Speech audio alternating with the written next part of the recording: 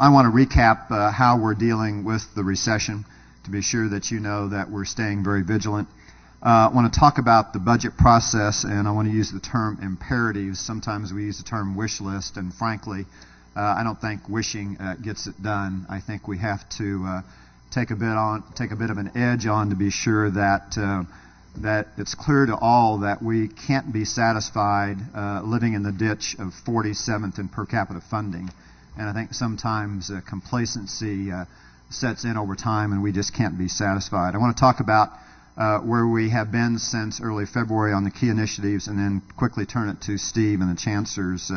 for their reports. We talked yesterday in both audit and finance, and I think just to recap that every element of our revenue support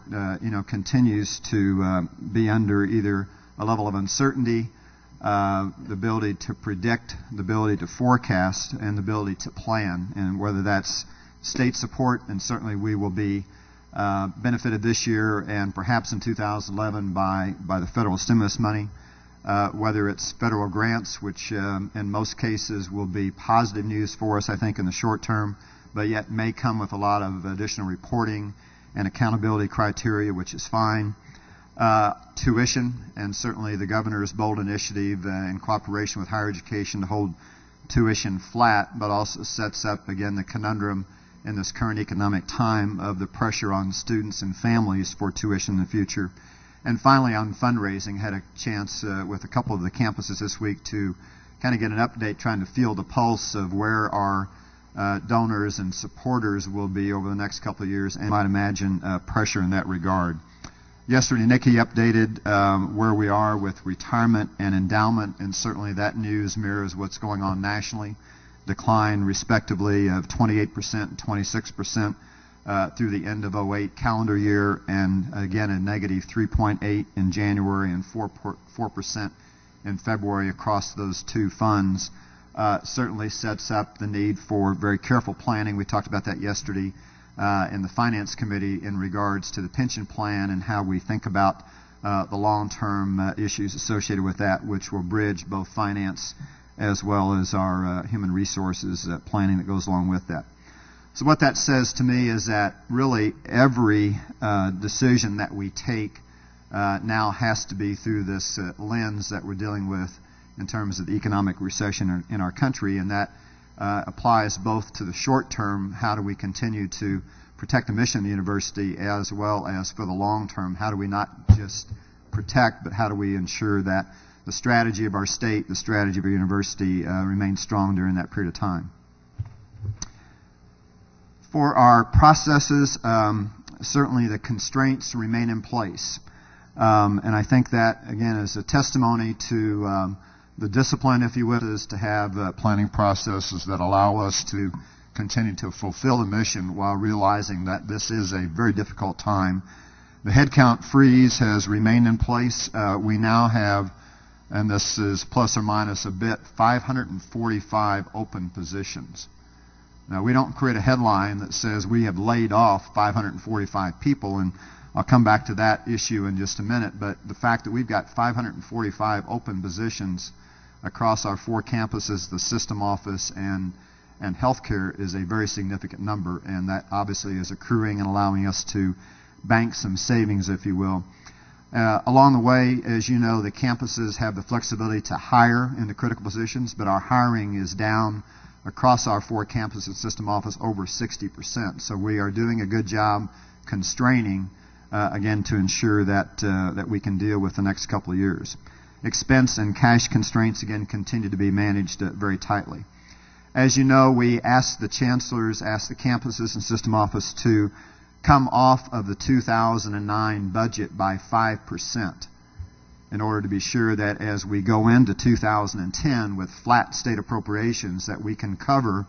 the incidental cost increases that occur, whether it's utilities or, as you heard yesterday, to have a contingency for salary needs and so forth. So it's not a matter of just kind of working our way through and being flat. In order to be flat, we're having to cut, and to do that very significantly across both the programs, cost reductions, headcount freezes, and so forth. So More to come as the chancellors make their reports, but I wanted to be sure that you know that being flat, while that is a very significant departure where we thought we would be positive departure, where we thought we would be in November of a 10, 15, 20, 25% cut scenarios, some pretty heavy lifting to be done in order to make that work in the context of supporting our mission. A couple of examples, and there are many that are occurring, and again, how we convey those and do that in a way that describes publicly that this is very hard and not without sacrifice. The system office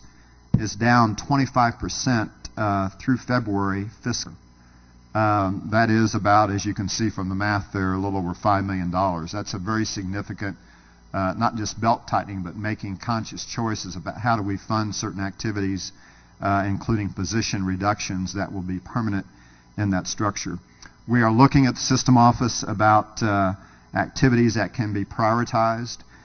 in order to ensure that we can support the strategy of the future, which certainly includes economic development and ensuring that we can find some seed money to support distance education as two important initiatives that will require incremental funding even in the toughest of times. Yesterday in the presentation to the Finance Committee,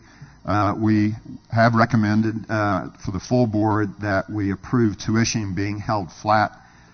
in 2010, contingent on flat appropriations from the state. So as you can imagine, perhaps in a different time, it might have been tempting to push that tuition button in order to allow us to continue to run expenses as we thought we might have needed to deal with strategic initiatives, program increases, and certainly student enrollment increases on the campus. But I think what we have done is send a very clear signal that we are willing to take a risk